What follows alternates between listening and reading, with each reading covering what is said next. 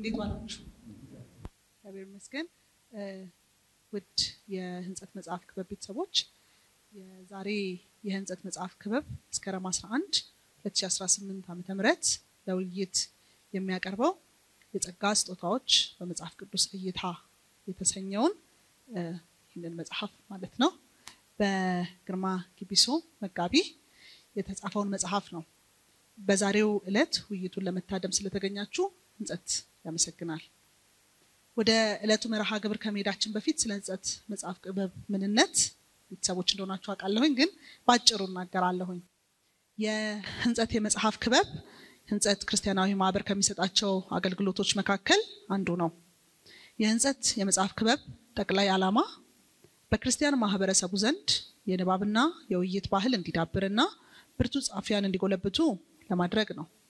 በዚህ ውስጥ ያሉን ሌሎች ዝርዝር ዓላማዎች ደግሞ 1. የንባብ ባህል እንዲዳብር የበኩሉን ድርሻ መወጣት፣ 2. ክርስቲያን ጻፊያን እንዲበራከቱ ማበረታታት፣ 3. የሚታተሙ መጽሐፍት ደረጃቸውን የጠበቁ እንዲሆኑ ሂሳዊ ምልከታዎችን በማቅረብ ማገዝ ሲሆን የመጨረሻው በክርስቲያን ማህበረሰቡ መካከል የውይይት ባህል እንዲዳብር ነው። ህንጸት የመጽሐፍ ክበብ ለውይይት የሚያቀርባቸው መጽሐፍት ስለ መለኮታዊ ጉዳይ ብቻ የሚነሱባቸው፣ ተወያዮቹም የስነ መለኮት ተማሪዎችና ምሩቃን ብቻ የሚሳተፉበት አለመሆኑን በዚህ አጋጣሚ መጥቀስ እወዳለሁ። የማህበሩ አባላት ሆኖ የመጽሐፉ ክበብ በተለያዩ የሙያ ዘርፍ ላይ የተሰማሩ ወገኖች የሚሳተፉበት እንደሆነ ግንዛቤ እንዲወሰድልን እንሻለን። ስለዚህ በዚህ ዓላማ ያለውን ይህንን አገልግሎታችን ራዕዩ እንዲሳካልን የእናንተ ድጋፍ ብለኛ ትልቅ ትርጉም አለው። በመሆኑ ለህንጸት የመጽሐፍ ክበብ የምታደርጉት የገንዘብ ድጋፍ በሚከተሉት የባንክ አድራሻዎች መላክ ትችላላችሁ። ህንጸትን መደገፍ የምትፈልጉ ፋይናንሻሊ ሰፖርት ለማድረግ ልባችሁ ላይ ያለ ሰዎች በኢትዮጵያ ንግድ ባንክ ሂሳብ ቁጥር 10084 82 09 47 ደግመዋለሁ 10084 82 09 47 ወይም ደግሞ በብርሃን ኢንተርናሽናል ባንክ ሂሳብ ቁጥር 26 00 01 00 08 243 ይሄም አካውንት ስለሆነ ደግሞ አለው። ብርሃን ኢንተርናሽናል ባንክ ሂሳብ ቁጥር 26 00 01 00 08 243 የተቀሩትን የህንጸት ስራዎቻችንን እንዲሁም ስለ አገልግሎታችን የበለጠ መረጃ ለማግኘት www.hintzet.org ይጎብኙልን። እንዲሁም የፌስቡክ ገጻችንን ፎሎ ብታደርጉ የቴሌግራም ቻናል @hintzet በማለት እንዲቀላቀሉ እንዲሁም ደግሞ የዩቲዩብ ቻናሉን @hintzet.tube ሰብስክራይብ እንዲያደርጉ እንጋብዛለን። ስለዚህ ዛሬ ወደምንወያይበት መጽሐፍ ስንገባ የዛሬውን ገምጋሚ አስተዋውቃለሁኝ። ዛሬ የሚገመገሙልን ዶክተር እስክንድር ደስታ ናቸው። ዶክተር እስክንድር በስነ መለኮት የማስተርስ ዲግሪያቸውን MTH በኢገስት የተማሩ ሲሆን በስነ መለኮት የዶክተሬት ዲግሪያቸውን PhD ከኤዥያ ባፕቲስት ግራጁዌት ቴዎሎጂካል ሰሚናሪ ABGTS በሪሊጂየስ ላንጉዌጅ ጌምስ ሰርተዋል። እንዲሁም በተጨማሪ ሶስተኛ ዲግሪያቸውን ወይም PhD ስተዲያቸውን በኮምፓራቲቭ ስተዲስ ክሪስቶሎጂ ከሳውት አፍሪካ ቴዎሎጂካል ሰሚናሪ ሳትስ አግኝተዋል። ዶክተር እስክንድር የምህረት ጸጋዬ ባለቤትና የልጆች አባት ናቸው።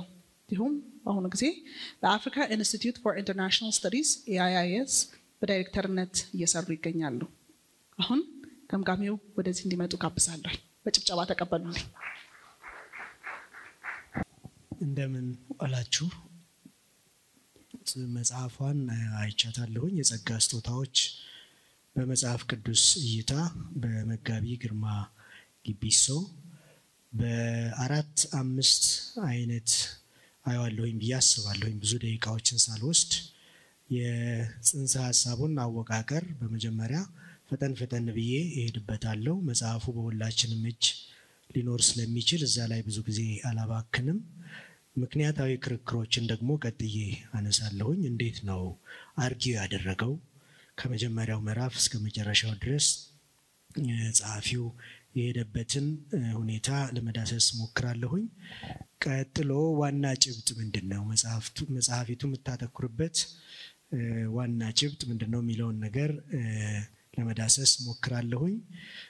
ከዚያ በኋላ መጽሐፉ ወይም ጸሐፊያችን ምን ኮንትሪቢዩት አድርጓል፣ ምን አዲስ ነገር በዚህ መጽሐፍ ውስጥ አቅርቦልናል የሚለውን ነገር በመጠኑ እና ቢሻሻል እምላቸው ጥቂት ነገሮችን መጨረሻ ላይ ጨምራለሁ እና በዚህ መጽሐፍ ያው አስተዋጽኦን ተከትለን ከሄድን በሊትሬቸር ሪቪው ነው የጀመረው ጸሐፊያችን። ሊትሬቸር ሪቪው ገጽ 18 እስከ 68 ከዚያ በኋላ ቀጣዩን ምዕራፍ በመጽሐፍ ቅዱሳዊ ዳሰሳ ከገጽ 71 እስከ 130 ከዛ የጸጋ ስጦታዎች በቤተ ክርስቲያን ታሪክ ውስጥ እንዴት ታይተዋል የሚል ዳሰሳ ከ139 እስከ 162 ከዚያ ከስልታዊ ነገረ መለኮት አንፃር የጸጋ ስጦታዎች እንዴት ይታያሉ የሚለውን ሐሳብ ከ172 እስከ 393 ይሄ አውትላይኑ ላይ ያለ ጉዳይ ነው።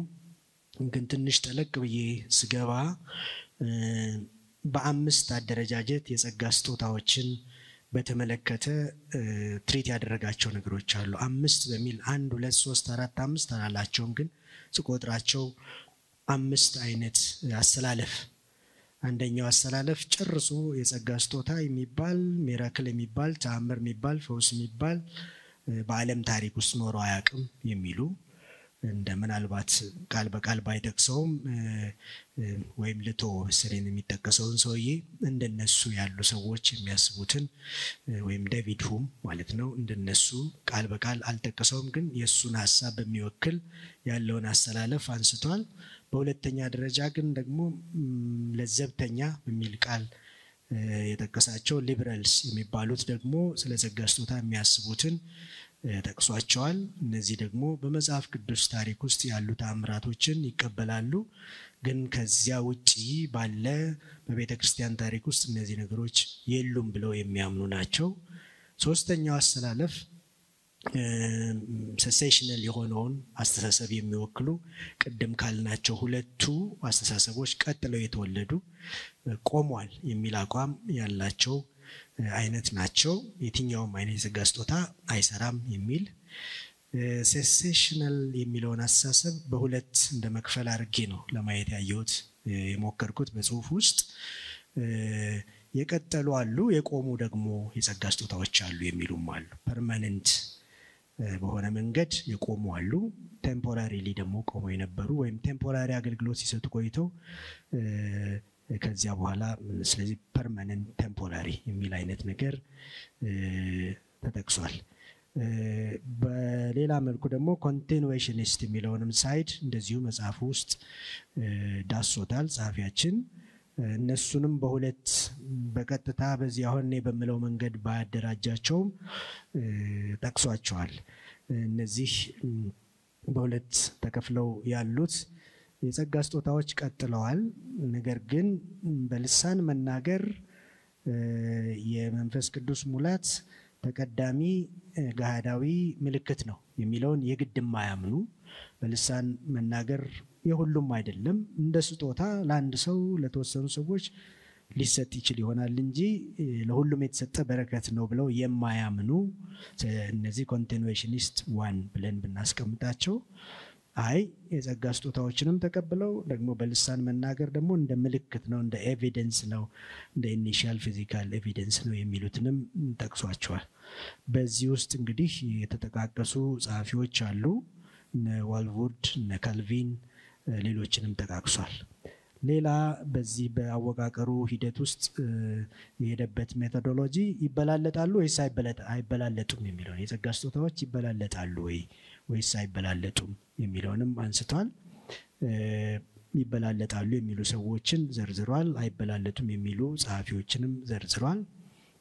በእኛም ሀገር እንዴት ይታያል? እኛም ሀገር ያሉ ጸሐፊዎችን አሁን በሰራቸው ሊትሬቸርስ ውስጥ የጠቃቀሳቸው ጸሐፊዎች አሉ። ተስፋዬ ሮበሌ በገጽ 47 ላይ ተጠቅሷል።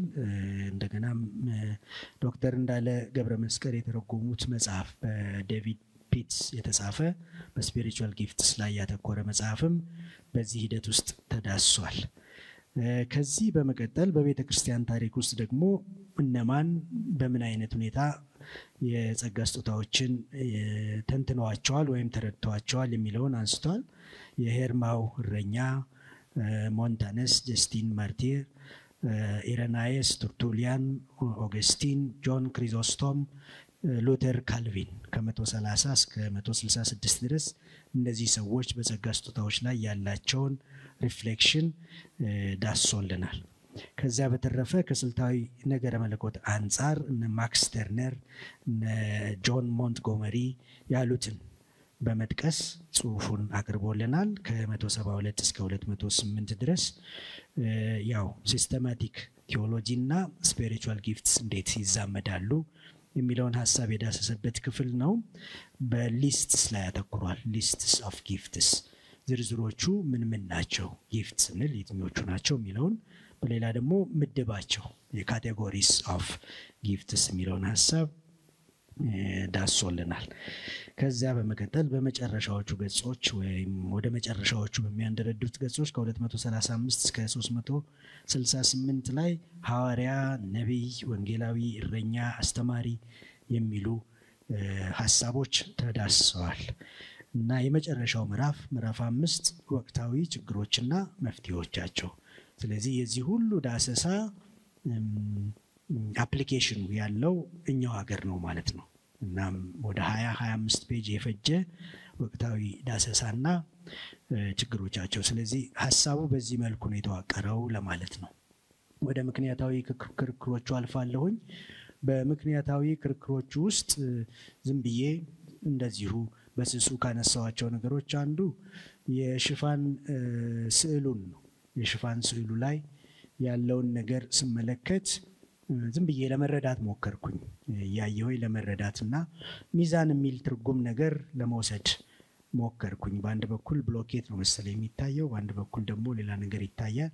እንዴት እንዳዛመዳቸው መጽሐፍ ውስጥ ተፈቶ ከሆነ እሱን ምናልባት ጸሐፊው ያብራራልናል። ጸሐፊው ሰፋ ያለና በአይነት የተደራጀ መከራከሪያ ዝርዝሮችን አቅርቧል። እዚህ ላይ መጽሐፉን ጥንካሬ አይቻለሁኝ። የተለያዩ አማራጮችን እንድናይ እድል በሚፈጥር መልኩ የተለያዩ ጉዳዮችን በስፋት ዳሶልናል። ትንሽ ጥያቄ የፈጠረብኝ በሊትሬቸር ሪቪው ለምን ጀመረ፣ ሊትሬቸር ሪቪውን ቀዳሚ ለምን አደረገው የሚል ጥያቄ ነበረኝ። ቀለል ያለ ሐሳብ ነው። ምንድነው ምርምር ሲሰራ ብዙ ጊዜ ሊትሬቸር ሪቪው ይቅደም ይባላል እና ከምርምር ወደ መጽሐፍ ሲቀየር በዛ መንገድ ባይቀጥል ጥሩ ነው። ሊትሬቸር ሪቪው ያስፈልጋል ለሪሰርች፣ ግን ወደ መጽሐፍ ስንቀይረው በተለይ ደግሞ እንደ ቴክስት ቡክ ለማድረግ ሐሳብ ካለ አወቃቀሩ እንደዛ ባይሆን ይመረጣል።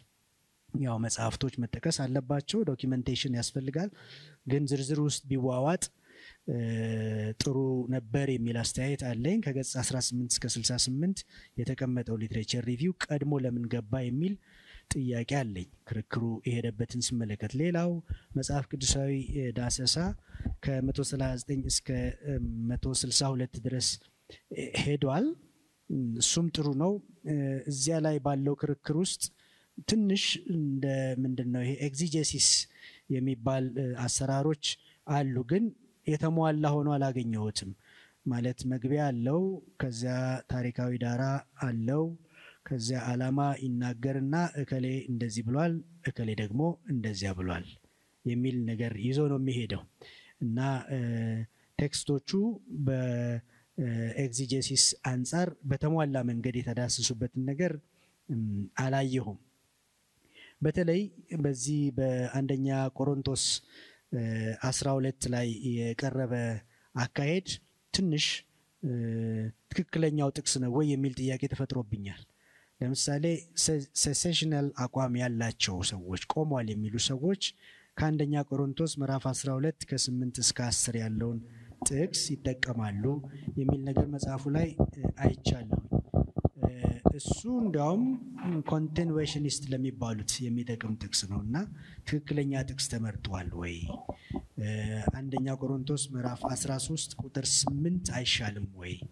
ሲዝ ለሚለው ሐሳብ ቆሟል ተሽሯል ለሚለው ሐሳብ ቀጥተኛ የሆነ መነሻ የሴሴሽናል ሰዎች የሚነሱበት ዋና ስር እሱ ጋር ነው ያለውና ትንሽ ከቆሮንቶስ ምዕራፍ 12 ቁጥር 8 እስከ 10 ካለው ይልቅ ይሄኛው ተመርጦ ቢሆን የተሻለ ነው። ምናልባት ቀጥሏል የሚሉት አንደኛ ቆሮንቶስ ምዕራፍ 1 7 አካባቢ ያለውን ሊጠቅሱ ይችላሉ። የጸጋ ስጦታዎች ጌታ እስኪመጣ ድረስ አይቀርባችሁም የሚለውን ሐሳብ አይጎድልባችሁም የሚለውን ሐሳብ ይጠቅሳሉ። በዚህ በኩል ደግሞ 13:8 ላይ ተሽሯል የሚለውን ሐሳብ ደግሞ የሚጠቅሱ አሉ። ስለዚህ ሁለቱን ይዞ ማከራከር ይችል ነበር የሚል ሐሳብ እንደ ኮሜንት ይዣለሁኝ። ሌላው በመጽሐፍ ውስጥ ኦልሞስት ምንጭ የምትባል አይነት መጽሐፍ አለች። ምንጭ መሰለች። ለምን ያልተጠቀሰችበት አንቀጽ ያልተጠቀሰችበት ምዕራፍ የለም። ከገጽ 1 ጀምሮ እስከ ገጽ 400 ምናምን አካባቢ ትገኛለች። ዝኒ ከማሁ የምትል ምናልባት እኔ አላቃትም መጽሐፏን ማለት ስታንዳርድ መጽሐፍ አይደለም ማለት አይደለም፣ ግን እኔ ማላቃው ጸሐፊ ነው እና በየገጹ መጠቀሱ ይሄ ነገር እንደ ዋና ምንጭ ነው ብዬም እንድጠራጠር አደረገኝ። ግን ትንሽ ቅር ያለኝ ምንድነው፣ ትንሽ ነው ከባድ ቅሬታ አይደለም። ዝኒ ከማሆይልና ፔጁ ብቻ ነው የተቀመጠው። የተሟላ ዶክመንቴሽን የለውም። ሪፈረንሱ አልተሟላም። የት ነው የታተመው፣ ርዕሱ ምንድነው፣ መቼ ነው የታተመው፣ እነዚህ ነገሮች ሳይሟሉ ምናልባት ቢብሊዮግራፊ ላይ ሊኖር ይችላል ብዬ ሄጄ ፈተሽኩት፣ እዛም የለችም። ሁሉም ገጽ ላይ በጣም ፌመስ ነች መጠቀሷ ማለት ነው። ግን ያልተሟላ ዶክመንቴሽን ነው። ምናልባት ሁለተኛው ህትመት ላይ ይሄ መስተካከል ቢኖርበት ጥሩ ነው እላለሁኝ። ሌላው መጽሐፍ ቅዱሳዊ ዳሰሳ ስር ያሉ ከገጽ 72 እስከ 79 የተሰነዘረ አንድ ምናልባት የተዛባ የመሰለኝ ነገር አለ። ስለ ዳግም ልደት የተነሳ ርዕስ አለ። ያው ይያዛል፣ የማያያዝ የተያያዘበት ሚስጥር ገብቶኛል። ነገር ግን ከብሉይ ኪዳን ጋር የተሳሰረበት ትንታኔ ትንሽ ልክ አልመሰለኝም። ይሄ ምንድነው፣ በብሉይ ኪዳን ላይ ያሉ አንዳንድ የመንፈስ ቅዱስ መውረድ ምልክቶች የሚመስሉ ነገሮች ከዳግም ልደት ጋር እንደ መያያዝ ብለዋል እና በእርግጥ ጸሐፊው ቃል በቃል በብሉይ ኪዳን ዳግም ልደት የሚባለውን ነገር አናይም፣ በአዲስ ኪዳን ነው የምናየው ብለዋል። በአዲስ ኪዳን በግልጽ ዳግም ልደት የሚለውን ሪጀነሬሽን የሚለው ቃል ጥቅም ላይ የዋለው አዲስ ኪዳን ላይ ነው ብሎናል። ብሉይ ኪዳን ላይም ግን ጥቅሙን ሊያሳዩ የሚችሉ ሁኔታዎች አልነበሩም ወይ? ለምሳሌ አንድ ሰው አይሁዳዊነትን እንደ ትክክለኛ የሆነ የህይወት ዘይቤ አርጎ ቢያይ እኮ ተጠምቆ አይሁዳዊ ይሆናል። ያው ልደት አግኝቶ ገባ ማለት ነው። በእነሱ መንገድ አጥምቀው አባል ያደርጉታል። የፕሮሴላይት የሚያደርጉበት አካሄድ እኮ የሪጀነሬሽን ሂንት ነው ብሉይ ኪዳን ላይ ማለት ነው። ጋድ ፊረርስ የሚባሉም ነበሩ። አይጠመቁም፣ ነገር ግን እንደዚሁ አይደንቲፋይ ያደርጋሉ ከአይሁዳውያን ጋር። ስለዚህ እነዚህ ምልክቶችስ ብሉይ ኪዳን ላይ የሉም ወይ ለዳግም ልደት መነሻ የሚሆኑ? ስለዚህ ከሆነውም ወይም ከተጠቀሰው ሐሳብ ይልቅ ማያያዘው ነገር ብቅ እንዳለ ተመልክቻለሁ። ስለዚህ ከ72 እስከ 79 የተሰነዘሩት የዳግም ልደት ትንታኔዎች መዛባት አይነት ምልክት አሳይተዋልና ትንሽ ማስተካከያ ቢደረግበት ጥሩ ነው ብያለሁ። ከሰራን በተሟላ ሁኔታ መስራት ነው ያለብን። ታሪካዊ ዳራውን መፈተሽ ያስፈልጋል። መግቢያውም ጥሩ ነው፣ ዓላማውንም ማንሳት ጥሩ ነው። እነዚህ ነገሮች በአንዳንድ ቀላል የሆኑ መጽሐፍ ቅዱሶች ላይ በእነዚህ ከነ ማብራሪያ እየተባሉ ያሉ መጽሐፍ ቅዱሶች ላይ የተጠቀሱ ናቸው። ከስነ መለኮት ተማሪ ሄርሜኔቲክስ እንደዚህ ካጠና ተማሪ በታች ያሉ ጉዳዮች ናቸው። እነሱን ብቻ ማስቀመጥ አይበቃም ማለት ነው። ከተሰራ አይቀር ዲፕሊ መሄድ፣ ቴክስቶቹን እንዲ ሆሪዞንታል ግንኙነቶቻቸውን መዳሰስ፣ ቨርቲካል ግንኙነታቸውን መዳሰስ፣ ከዚያም ባሻገር ኦቶሪያል ኢንቴንሽኑን መዳሰስ፣ የክሪቲካል ቱልስ በደንብ መጠቀም፣ እከሌ እንዲህ ይላል እከሌ እንደዚህ ብሏል የሚሉ የኮሜንታሪ እንትኖች ያሳንፋሉ። ኮሜንታሪውን የሰሩት ሰዎች ልፋት ነው፣ እንደ የበሰለ ምግብ ማለት ነው። ተሰርቶ የቀረበ ስለሆነ እሱ የኤግዚጀሲስ ግብአት ሊሆን ይችላል፣ ግን የበለጠ ራሱ ጸሐፊው እንዲሰራው ያስፈልጋል። እነሱ የሄዱበትን መንገድ ካልሄደ የተሟላ አያደርገውም። ስለዚህ ምንድን ያየሁት ዳራው አለ ከዚያ መግቢያ ዓላማ አለ ከዚያ እከሌ እንደዚህ ይላል እከሌ ደግሞ እንደዚህ እከሌና እከሌ እንደዚህ ይላሉ የሚለው ከኮሜንታሪ እንደተወሰደ ያስታውቃል ኮሜንታሪው ደግሞ እዛ ተሰርቶ ያለቀ ጉዳይ ነው ሁሌም ማንመነው ደግሞ የሰሩት ነገር ትክክል ላይሆን ይችላል ኮሜንታሪዎቹ ቲዮሎጂያቸውን ኢምፖዝ አድርገውበትም ሊሆን ይችላል ስለዚህ ኤግዚጀሲሱ ሞር በእኛ እጅ መውደቅ መቻል አለብን መስራት መቻል አለብን እኛው ራሳችን ሰርተን ምን ደርስበት ድምዳሜ ነው ትክክል የሚሆነው በትክክለኛው የኤግዚጀሲስ መርህ መሰረት ማለት ነው ስለዚህ ግማሽ መንገድ የተካሄደ ነው ያልተሟላ ነው ለማለት ነው በዚህ ዝርዝር ውስጥ ያው ምዕራፍ 2 ማለት ነው ሮሜ ከ87 እስከ 90 አንደኛ ቆሮንቶስ ከ91 እስከ 98 ቆሮንቶስ ላይ ደስ ብሎኛል ትንሽ ተስፋ አድርጌ ነበር የቆሮንቶስ ላይ በተለይቺ ጊፍትስ ላይ ያሉ ውዝግቦች እዛ ላይ በጣም ስለሚታዩ ከ91 እስከ 98 በተለይ ይሄ ቶን ኒውማቲኮን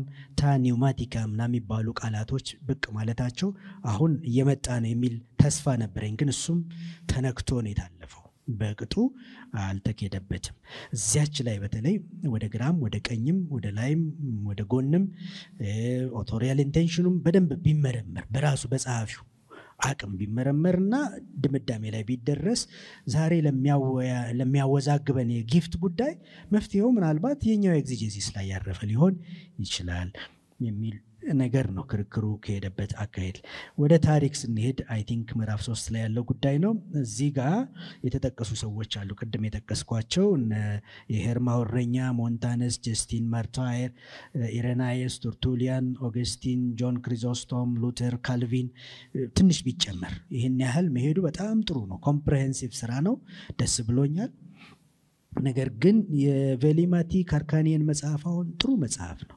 ከነዚህም ሰዎች በላይ በታሪክ ውስጥ በጣም የመንፈስ ቅዱስ ጉዳይ ላይ የጸጋ ስጦታ ጉዳይ ላይ ልምምዱም ትንታኔውም የነበራቸው ሂልደጋርድ ቤገን ካርቲን ኦፍ ሲየና በርናርድ ክላየሮቮክስ ሄግል ራሱ ሳይቀር በዚህ ትንታኔ በዚህ ዝርዝር ውስጥ ስላለ ተጨምሮ ቢሆን ከ130 እስከ 166 ባለው ትንታኔ ውስጥ እነዚህም ይሄም መጽሐፍ ሌሎችም ተጨምረው አሁን በኒውማቶሎጂ ላይ ፒኤችዲውን የሰራ አንድ መምህር የገስት መምህር ሉልሰገድ ፊሊሞን የሱም ዲዘርቴሽን ተጨማሪ ሊሆን ይችላል ለዚህ ማዳበሪያ ምናልባት አላየሁትም ግን ዶክተር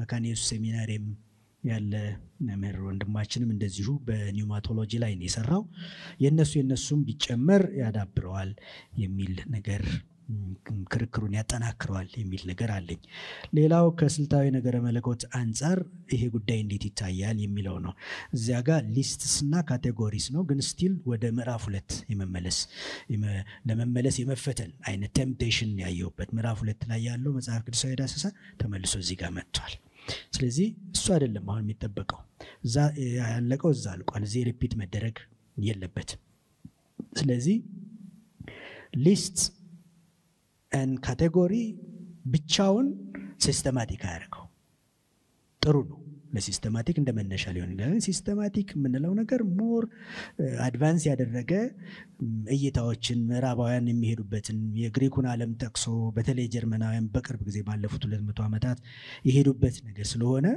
ጸሐፊው እነሱን ለምን ፈራቸው እነሱንም በደንብ ቢያጫውት ስልታዊ ነገር መለኮት ዳሰሳው የበለጠ የዳበረ ይሆናል መጨረሻ ላይ ችግሮችና መፍትሄዎቻቸው የክርክሩ አንጓ ነው እዚህ ጋር ተነስተዋል በጥሩ ሁኔታ ተነስተዋል ግን አልተብራሩም አልሰፉም ተንጠልጥለው ነው የቀሩት 20 ፔጅ ወይም 25 ፔጅ ማክሲመም የተዳሰሰውና እዚህ ጋር ነበር የጠበቁት ደራሲውን ማለት ነው ምክንያቱም የመጽሐፉ ኦሪጂናሊቲ አቅሙ የሚኖረው እዚህ ጋር ነው ወቅታዊ ችግር በዝቶብናል በቃ እሱ በሙሉ ከ5 ቻፕተር በላይ ሊሄድ ይችላል ነበር ስለዚህ 4 ቻፕተር ያህል እከሌ እንደዚህ ብሏል እከሌ እንደዛ ብሏል የሚለው ኦሪጂናል ያልሆነ ኦሬዲ ያለ ኤግዚስት ካደረጉት ሊትሬቸሮች ጋር የተደረገ መስተጋብር ነው ኢንተራክሽን ነው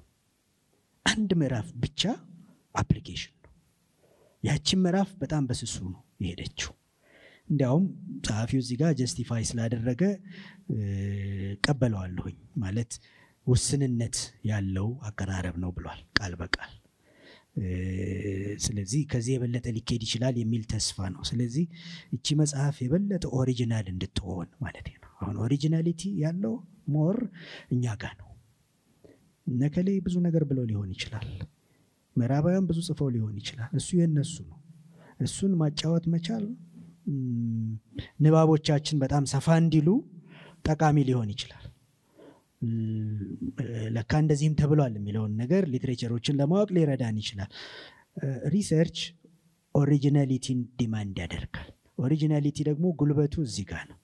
ስለዚህ ምዕራፍ 5 ላይ ያለው ጉልበት ሳስቷል፣ ተጠቅሷል፣ ተነስቷል። ችግሮቹ ግን ብዙ ይላል ብዬ ጠብቄ ነበረ። በየደጃችን አይደለም ወይ ያለው ችግር? ሐዋርያት ነን፣ ነቢያት ነን፣ ሜጀር ነን ምናምን የሚባሉ ሰዎች ባሉበት እነሱ ጋር ሄዶ ዳሰሳ ሰርቶ ኢንተርቪው አድርጎ ያለው ሁኔታ ምንድነው እዚህ ያደረሳቸው የሚለው ነገር በስፋት ሊኬድበት ክርክሩን እዚህ ጋር የበለጠ ማጠናከር ይቻል ነበር።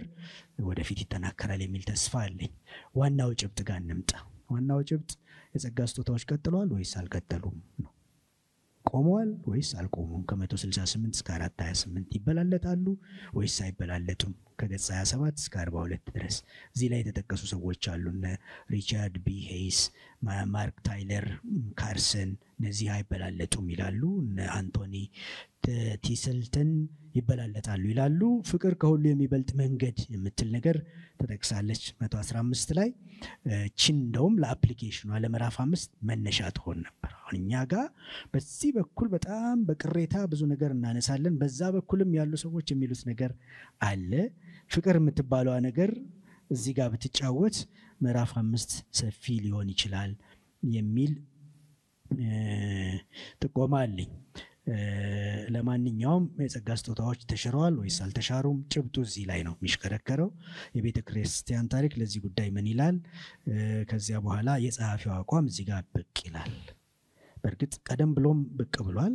የሆነ ገጽ ላይ መጀመሪያ ላይ እንዲያውም ጸሐፊው እዚህ ጋር ለምን አቋም ያዘ የሚል ጥያቄ ፈጥሮብኝ ነበረ። ገና ገጽ 25 26 አካባቢ የአቋሙን የሚገልጽ ነገር እዛ ኤርሊ ስቴጅ ላይ የጸሐፊው አቋም ባይታይ ጥሩ ነው፣ ግን መጨረሻ ላይ ግልጽ በሆነ መንገድ አቋሙን አስቀምጦልናል።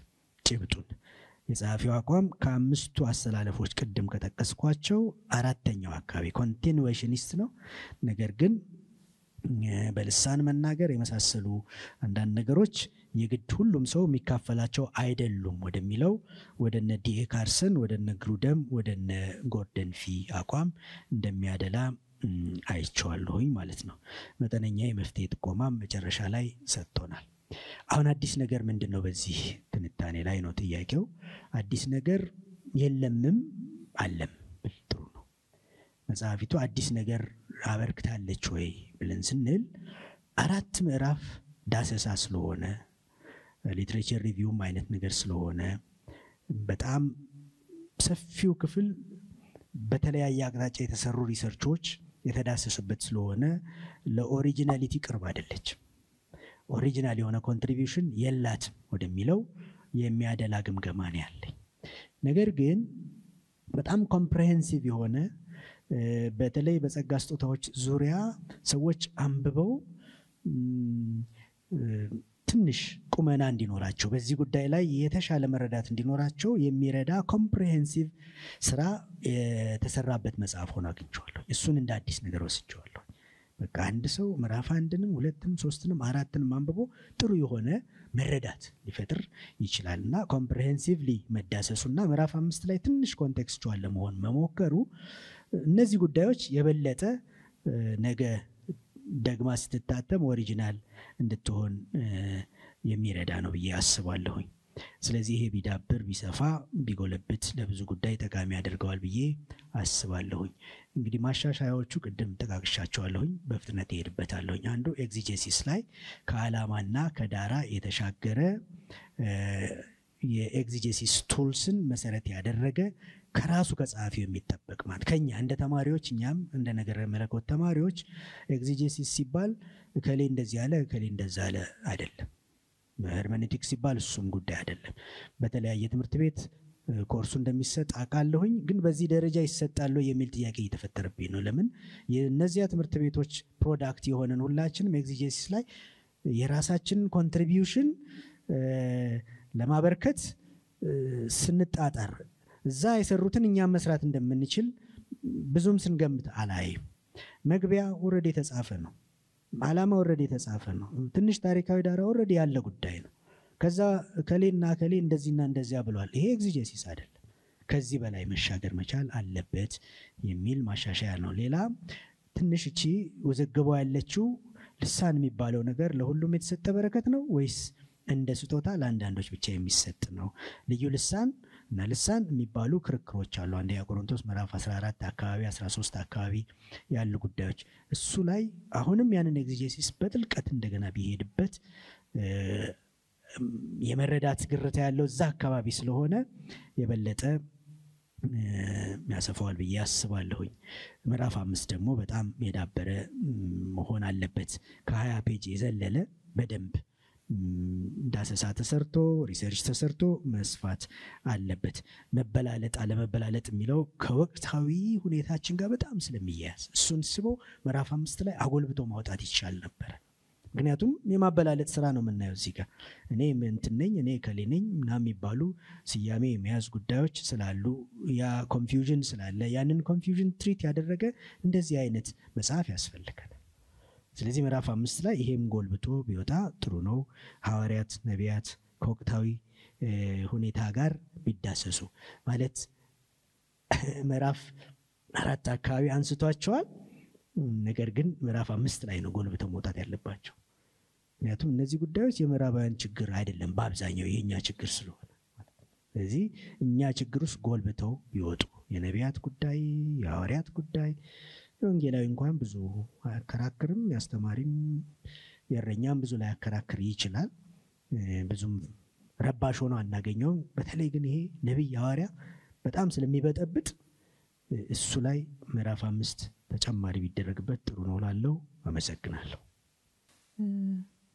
ዶክተር እስክንድርን ጭቃርጋ አመሰግናለሁ ቴንኪው አሁን መድረኩ ለውይይት ክፍት የሚሆንበት ጊዜ ነው ጻፊው ወደዚህ ዲመጡልኝ በአክብሮት ጋብሳለሁ ጻፊው ያው እንደምታውቁት አሁን ለጻፊውም ሆነ ለገምጋሚው ጥያቄ ማንሳት የምንችልበት ጊዜ ነው ስለዚህ አስተያየቶች ያንዳንዳችን ያሉንን ጥያቄዎች መስጠት እንችላለን ግን ሁሉ ጊዜ እንደምናደርገው ካለንም ጊዜ አንፃር እያንዳንዱ ጥያቄ የሚጠይቅ ሰው 3 ደቂቃ ብቻ ነው የምሰጠው ማለት ነው ስለዚህ ከ3 ደቂቃ ሲረዝም ምልክት ሰጣችኋለሁ ስለዚህ ባካችሁ በዛ እንድታደርጉ ጠይቃችኋለሁ አንድ ከዚህ ተጨማሪ ሊሰጠው መፈልገው ማሳሰቢያ አስተያየቶቹ ከመጽሐፉ ጭብጥ መውጣት እንደሌለባቸው ነው በተወያየ ነው መጽሐፉን ባነበባችሁት መሰረት እንድታደርጉ ተጋብዛችኋለሁ አሁን የጥያቄና መልስ ወይንም አስተያየት የምትሰጡበት ጥያቄ የምትሰጡበት ጊዜ ይሆናል እኔ በጣም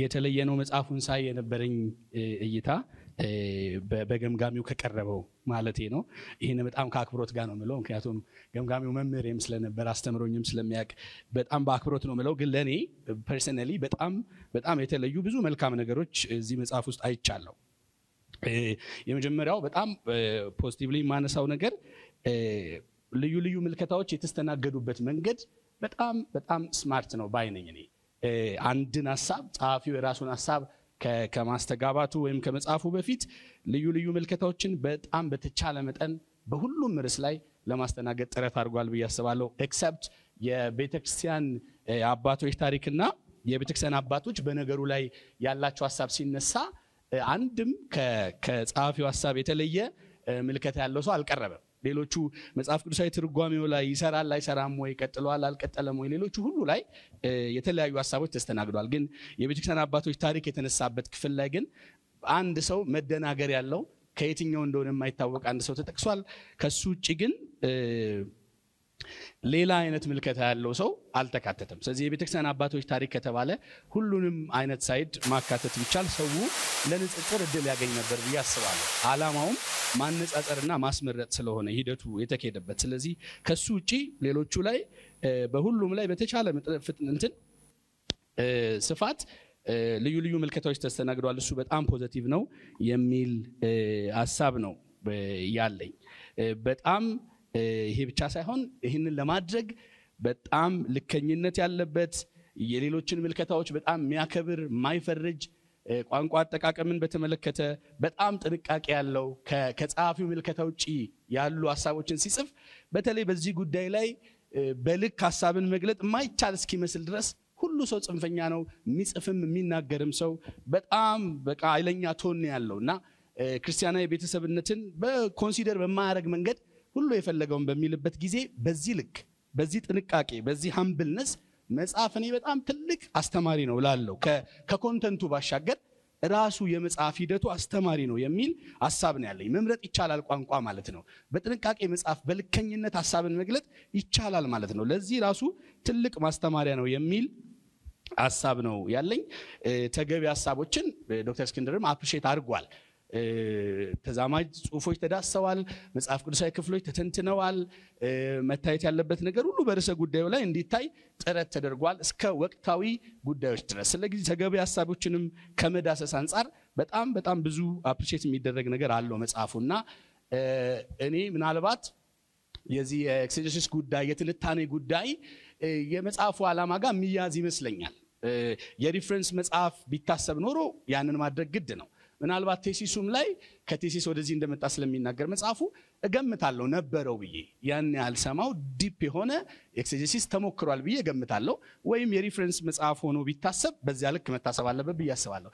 በዚህ ደረጃ ግን ሲመጣ መጽሐፍ ለሁሉም ታዳሚ ስለሆነ ለሁሉም ህዝብ ስለሆነ ጥሩ በሆነ መንገድ ተተንትነዋል ክፍሎቹ የሚል ሐሳብ አለኝ። ለሁሉም ታዳሚ ለማድረስ በጣም ዲፕ ኤክሴጀሲስ ሲሰራ የምናጣው ደግሞ ኦዲየንስ አለ፣ የምናጣው ደግሞ ህዝብ አለ። ለሁሉ እንዲነበብ ለሁሉ ህዝብ ለሁሉ አገልጋይ እንዲነበብ ስለሆነ የቀረበው ጥሩ ነው የሚል ሐሳብ ነው ያለኝ። እንደውም እኔ ያንን ከማድረግ አንፃር ከመሰብሰብ አንፃርና ለሁሉ እንዲደርስ ከማድረግ አንፃር የኤክሴጀሲስ ፓርቱና የሲስተማቲክ ቲዮሎጂ የተነሳበት የስልታዊ ነገር መልኮት ፓርቱ ምናልባት አብሮ ቢሄድ ጥሩ አልነበረም ወይ የሚል ፐርሰናል ኮሜንት ነው ያለኝ። እሱም ማድረግ አይቻልም ነበር ወይ?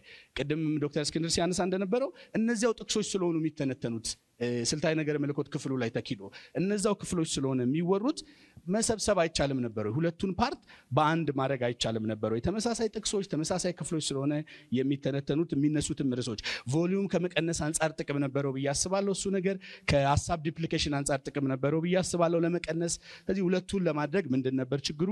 ወደፊትም ባለው ላይ አይቻልም ወይ? ምንድነው ችግሩ እሱ ላይ የሚል ሐሳብ ነው ያለኝ። ትንሽ ስፔሲፊክ ነገሮች ለማንሳት ሌሎቹ እትሞችም ላይ ካለ እንደው ቢታሰብበት። የኔ እጅ ላይ ያለው መጽሐፍ ገጽ 47 የለውም ተዘሏል። እንግዲህ ቴክኒካል ኢረር ሊሆን ይችላል። ቢታይ ጥሩ ነው ሁሉም ኮፒ ላይ ከሆነ ማለት ነው። ከዛ ውጪ የእኔ አንዱ ጥያቄ የመንፈስ ቅዱስ አሰራርና የመንፈስ ቅዱስ ከህዝቡ ጋር አብሮ የመሆን ጉዳይ በብሉይ ኪዳን ሲዳሰስ እንግዲህ በስራውን በሚሰራ ጊዜ በተለዩ ሰዎች ላይ በካህናት ላይ በነቢያት ላይ በተለዩ ሰዎች ላይ እየመጣ ይሰራል የሚለውን ምልከታ በተመለከተ እየመጣ ይሰራል ብቻ ሳይሆን እኔ በልዩ መንገድ ከመረጣቸው ሰዎች ጋር ሁሌ አብሮ አለ የሚል አቋም አለኝ ይላል ጸሐፊው። ይህን ትላለህና ያን ስትል ግን እንደ ማስረጃ የምታነሳው ክፍል መዝሙር 51ን ብቻ ነው። አንድ ቴክስት አንድ ቁጥር ብቻ ዳዊት ቅዱሱ መንፈስን ከኔ አትውሰድ ማለቱን ብቻ ቤዝ አድርገህ ሌሎቹ እየመጣ ኢቨንቹዋል በሆነ መንገድ እንደሚሰራ የሚያሳዩ ብዙ ቴክስቶች አሉ ኦቲ ላይ። ስለዚህ እነሱ ሁሉ ሳይዳሰሱ ወይም ሌላ ማሳመኛ ክፍል ከነበረ እሱ ሳይነሳ አንድ ጥቅስ ብቻ አንስቶ በብሉይ ኪዳን ይጠቀምባቸው ከነበሩ ሰዎች ጋር ሁሉ ጊዜ አብሮ ይኖር ነበር የሚለውን በአንድ ጥቅስ ለማስረዳት መሞከር ያስኬዳል ወይ? በጣም ጀነራላይዜሽን ውስጥ አይጥልም ወይ? ልክስ ነው ወይ የሚል ጥያቄ አለኝ። አንዱ ጥያቄ እሱ ነው። ሁለተኛው ምናልባት ይጠቅም ነበር ብዬ የማስበውና ሚስ ተደርጓል ብዬ የማስበው ነገር የመጽሐፍ ቅዱስ ምንባባት በተተነተኑበት ክፍል ላይ አንደኛ ቆሮንቶስ 12 ሲተነተን 12:7 በጣም ይጠቅም ነበር እና ሚስ ተደርጓል የሚል ሐሳብ አለኝ እኔ እና የጻፊውን ምልከታ እሱ ላይ መስማት ፈልጋለሁ። የዓላማውንም በተመለከተ የጸጋ ስጦታዎችን መቀጠል አለመቀጠልንም በተመለከተ ከሚነሱት ብዙ ርዕሰ ጉዳዮች ጋር 12:7 ጠቃሚ አልነበረም ወይ? መንፈስ ራሱን ሊገልጥ ስጦታን ሰጥቷል የሚለው ሐሳብ ሌላው ዓላማ ለአካሉ መታነጽ መሆኑ ተነስቷል፣ ለአንድነት መሆኑ ተነስቷል፣ ብዙ ነገር ተነስቷል። ይሄ ሐሳብ አንደኛ ጴጥሮስ 4:10 እና 11 ላይ በተነሳበት ቦታ ላይ ተነስቷል። እግዚአብሔር ራሱን ለማክበር ነው የሚሉት ነገሮች ተነስተዋል። 12:7 ግን ሲሪየስ ዲል አልነበረም ወይ? እነዚህ ሁሉ ነገሮች እግዚአብሔር ራሱን ለመግለጥና ለማስከበር የሚሄድባቸው መሆኑን መግለጥ ለቀጠለውም ምናልባት ደግሞ ለሚነሱት ሐሳቦች በሙሉና ለአጠቃቀም ስህተቱ ምዕራፍ 5 ላይ ላለውም ይጠቅም አልነበረም ወይ? ለምን ተተወ? ዲቴል ነገሮች ስለተነሱ እሱ ፓርት ለምን ተተወ የሚል ሐሳብ ነው ያለኝ። እንግዲህ መደጋገም ሊሆንብኝ ነው፣ ደክሞኝ ይሆናል። እንግዲህ ከዚህ በፊት ተናግሬዋለሁ፣ ያንኑ ነው የምደግመው። አሁንም አዲስ እንትን አይደለም፣ እዚህም ላይ ስላየሁት ይሄን ችግር ማለት ነው። እና የጸጋ ስጦታዎችን አሁን እኔ አሉ ብዬ ስለማምን ብለዋል ጸሐፊውና ከዛ የተነሳ እንዳይኖሩ እያደረግን አይደለም ወይ ማለት አሁን ዶክተር እስክንድር እንዳሉት እዛ ላይ እኛ ሀገር ላይ ያለውን ነገር በስሱ በቃ ያጠቃቀም ችግር ነው ይላሉ መጽሐፎች ላይ። ስለዚህ ያጠቃቀም ችግሩን እንዴት መቅረፍ እንዳለብን ያጠቃቀም ችግር ነው ወይስ የወንጀለኞች ችግር ነው? እኔ ሁሌም ብለው አሁን ኢትዮጵያ ውስጥ የሐሰት ትምህርት አለ ነው የሚባለው ወይስ የወንጀለኞች ግሩፕ ነው ያለው? ለዚህ ነው ከዚህ በፊትም ተናግሬዋለሁ ያልኩትና ስህተት ድሮ ቀረ፣ እኔ በአባቴ ዘመን ቀረ የምል ሰው ነኝ በግሌ። ስህተት በዛን ጊዜ ቀረ። የምራቸውን ለወንጌሉ ሲሉ ሊስቱ ይችላሉ፣ ሌላ ምንም ዓላማ ሳይኖራቸው ማለት ነው፣ ግን ሊስቱ ይችላሉ። ስህተት አሁን እኮ ፈጽሞ ከክርስትና ከዛ ጋር የሚገናኝ አይደለም። እና እርሶ አለ ብለው ስለሚያምኑ ሚዛን ለመጠበቅ ሙከራ አደርጋለሁ ብለዋል። ከበሩ ላይ ያለ ሚዛን የሚጠበቀው ባለ ነገር ላይ ነው። ባለ ነገር ሚዛን ይጠበቃል፣ ልክ ነው። ጭራሽ ያለውን ሊኖር የሚገባውን ግን የሚያክፋፋና የሚያጠፋ ሆኖ ሲገኝ እንዴት ነው ሚዛን ለመጠበቅ የሚሞክሩት? በሌለ ነገር ላይ እንደገና እንዳይኖርም እኮ እየተደረገ ነው፣ እንዳይኖርም እየተደረገ ነውና በጣም እንትን አድርገውታል። በቃ ሚዛን ለመጠበቅ ብለው ችግሩ እንዳለ ያምናሉ። ግን ችግሩን ቅድም አብሪሽ እንዳለው ሃምብል እኔ ይቅርታ ሃምብልነት አይደለም ፍርሃት ነው አላቅም ወይ ፍርሃት ልበለው እንጂ እኔ ሃምብልነት አይደለም። ምክንያቱም ጌታ ኢየሱስ ልክ ባልሆነ ነገር ላይ በድፍረት ይናገራል፣ አቋም ይዞ ይበይናል፣ ውሳኔም ደግሞ ይሰጣል። ስለዚህ እነዚህን ሰዎች ለማባበል መሞከር እንዳውም በተቃራኒው የጸጋ ስጦታዎች ወደፊት ሙሉ ለሙሉ እንዲገፉ ያደርጋል የሚል ስጋት አለኝ። አመሰግናለሁ። እሺ በመጀመሪያ እንግዲህ እኔም ለአቅመ መጽሐፍ ደርሼ ብዙ ሰዎች ያው ሲገመገሙ በዚህ መድረክ ላይ ያለው ትልልቅ ሰዎች ለኢትዮጵያ ቤተክርስቲያን ብዙ ኮንትሪቢዩት ያደረጉ ብዙዎች መጽሐፋቸው ሲገመገም አይቻለው። እኔም እንግዲህ ወግ ደርሶኝ ለዚህ መብቃቴ በራሱ ጌታን አመሰግናለሁ። ምናልባት ይሄን ጽሁፍ የጻፈውስ ማን ነው ብላችሁ ጠይቃችሁም ሊሆን ይችላል። ስለማልታወቅ እኔ የቸርች ሰው ነኝ፣ ሎካል ቸርች ውስጥ እዛ ያለው ሰው ነኝና ትምህርት ቤትም ሆኜ ብዙ አልታወቅም። ሪሌሽንሺፕም ብዙ አይደለም፣ በቃ ተምሬ መሄድ ነው። ስለዚህ ዛሬ አውቃችሁኛል ብዬ አስባለሁ። ስለዚህ ጌታን በጣም አመሰግናለሁ። እንግዲህ ትልቅ እድል ነው። ምናልባት ብዙ ይሄንንም በመታደሜ በራሱ ጌታን አመሰግናለሁ። ሌላ ደግሞ ህንጸትም ራሱ የኔን መጽሐፍ እንግዲህ አክብሮ እንደው እንደ ትልቅ መጽሐፍ ቆጥሮ በራሱ እዚህ እንዲገመገም ማድረጉም በራሱ በጣም አስደስቶኛል።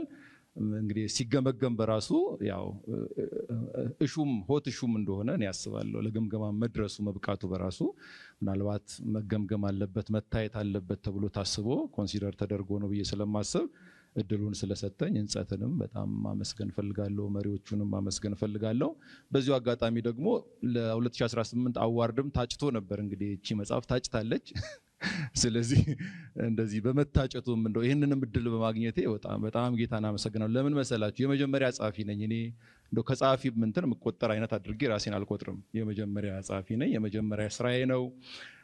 ስለዚህ እንደሱም በመሆኑ በጣም ደስተኛ ነኝ። ሌላው ምናልባት ወደ ጥያቄው ከመሄዴ በፊት በጣም ነበር እኔ መጽሐፉን ስጽፍ ያው ዝም ብዬም አልጻፍኩም ጻፊ ስላይደለው ማለት ነው ግን ይጠቅማል ይሄንን ብጽፍ ምክንያቱም ያው የሪሰርች የተሰራበት መጽሐፍ ነው ይሄ ሁሉ ሪሰርች ባይሆንም ለኤገስት ለማስተርስ የቀረበ ሪሰርች ባይሆንም ይሄ ሁሉ ግን የተወሰነ ፓርቱ ቅድም ዶክተር እንደጠቀሰው ይበላለጣሉ አይበላለጡ የሚለው እሱ ላይ በጣም ፎከስ ተደርጎ ተሰርቷል። ምናልባት ጳውሎስ ስለ ጸጋ ስጦታዎች ያለው ዋጋ በአንደኛ ቆሮንቶስ ምዕራፍ 12 እስከ 14 እና በሮሜ በምዕራፍ 12 ከቁጥር 8 እስከ ከቁጥር 8 ጀምሮ ከቁጥር 3 እስከ 8 ባለው ክፍል ውስጥ ተብሎ በዛ ርዕሰ ጉዳይ ነው የተሰራው እና አርጊው የሚያደርገው የነበረው ይበላለጣሉ አይበላለጡ የሚለው እሱ ላይ ነው በጣም አመራ አድርጌና ያው ምናልባት አማካሪም የነበረው እናንተ እዚህ ኤገስት የምትወዱት ዶክተር ሲጉርድ ነው ያማከረኝ በጣም እንትኑን ሼፕ አድርጎ ከዛ ስቲቭ ብራይን የሚባል ሰው ይመስለኛል ኤግዛማይነር እሱ እንትን ብሎ በጥሩ እንትን ተቀባይነት አግኝቶ ያ ሲሆን እንደው ይሄንን ወደ እንትን ብቀይረው የሚል ነገር ውስጥ ገባው እንዳልኳችሁ ጻፊ አይደለም ቢቀየር አሁን ካለው ኢሹ አንፃር እንደው ጠቃሚ ይሆናል ብዬ ገምቼ ነው ወደዛ ነገር የመጣው። ስለዚህ ያንኑ ጽሁፍ ወደ አማርኛ መመለስ በኔ እንግሊዝኛ ውስንነት ወደዛ ለመመለስ ሞከርኩ። ቢዛ እንግዲህ ብዙ ጣርኩኝ። እንግዲህ በዚህ መንገድ መጽሐፉ እንዲወጣ ሆኗል። ስጽፍ ከዚህ ነው የተጻፈውና ብዙም ቻሌንጆች ነበሩ እና ከዛም አንፃርና ስለዚህ መጽሐፉን ጽፌ ስጨርስ አንድ እዚህ ወዳጄ እንደውም እዚህ መካከል አለ ይሄ መጽሐፍ በህንጸት መታየት አለበት ሲለኝ ኧረ ጎመን በጤና ብያለሁ እኔ ስላየው ማለት ነው ዛጋ እንትኑን ስላየው ክርክሩን ባያለው ኧረ እኔ እዛ አልሄድም ብያለሁ በእውነት አቋም ይዣለሁ በፍጹም የሚል አቋም ነበረኝ።